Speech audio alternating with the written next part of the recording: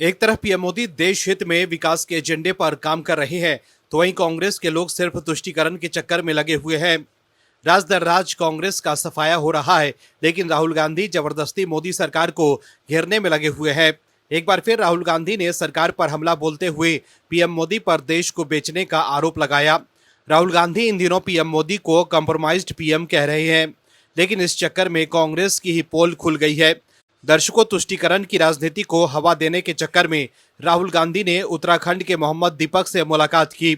वहीं अब इस मुलाकात के दौरान की बातचीत का एक वीडियो एक्स पर शेयर कर राहुल गांधी ने लिखा है कि करोड़ों भारतीयों के दिलों में सद्भाव और मोहब्बत की विचारधारा है, मगर मन में भय भी है।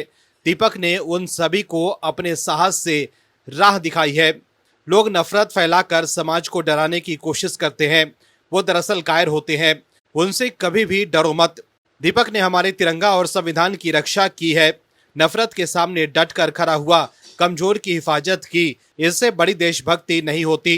दर्शकों, राहुल गांधी तो दीपक से मिले हैं, लेकिन क्यों वो उन युवा महिलाओं से नहीं मिलते हैं जो लव जिहाद की शिकार हुई है। दर्शकों, लव जिहाद सिर्फ एक शब्द नहीं, बल्कि एक लड़की की जिंदगी के जहन्नुम बनने का नाम है। लेकिन फिर भी लव जिहाद पर राहुल गांधी एक शब्द भी नहीं बोलते हैं। वहीं राहुल गांधी को अपनी पार्टी के वरिष्ठ नेताओं से भी मिलने के लिए समय नहीं है। पार्टी के कई नेता ये आरोप लगाकर इस्तीफा दे चुके हैं कि राहुल गांधी ने उन्हें मिलने का समय नहीं दिया। इसमें शकील अहमद और भूपेन कुमार बोरा शामिल हैं, जिन्होंने हाल ही में कांग्रेस से इस्तीफा दिया था। भूपेन बोरा ने दावा किया था कि पिछले 7 महीने से वो गांधी परिवार के सदस्यों से मिलने के लिए समय मांग रहे थे, लेकिन उन्होंने मिलने का समय नहीं दिया। कांग्रेस छोड़ने के बाद भूपेन बोरा ने कहा कि उन्होंने पार्टी के लिए 32 साल काम किया। उनके पारिवारिक संबंध भी कांग्रेस के साथ गहरे रहे, लेकिन वर्तमान में असम कांग्रेस की स्थिति बहुत ही चिंताजनक है।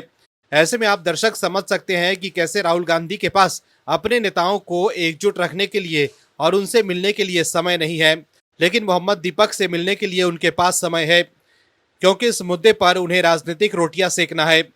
वहीं राहुल गांधी द्वारा पीएम मोदी को कंप्रोमाइज्ड कहने पर बीजेपी ने तगड़ा पलटवार किया है। बीजेपी के राष्ट्रीय प्रवक्ता नितिन नवीन ने कांग्रेस पर जमकर हमला बोला।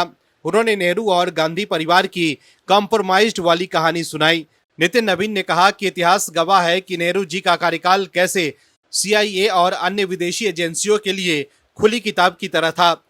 नितिन नवीन ने कहा कि 1954 में नेहरू ने किस प्रकार से बिना किसी रिवार्ड के तिब्बत में भारत के अधिकार को चीन को सौंप दिया, यह हम जानते हैं।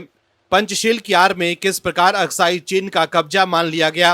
यूनाइटेड नेशन सिक्योरिटी काउंसिल में किस प्रकार से पत्र लिखकर चीन को स्थायी सदस्यता देने की वकालत की गई, वो भी हमने देखा है। वहीं नितिन नवीन ने यह भी कहा कि इंदिरा गांधी जिन्होंने बड़ी छवि बनाई थी, लेकिन हमें ध्यान है कि अमेरिका राजदूत ने माना था कि CIA ने कांग्रेस को चुनाव में प्रचार करने के लिए पैसा दिया। शिमला समझौता के तहत 93,000 पाकिस्तानी सैनिकों को बिना कब्जा लिए हुए छोड़ देना, आखिर किस कंप्रोमाइज मिशन के तहत ये किया गया।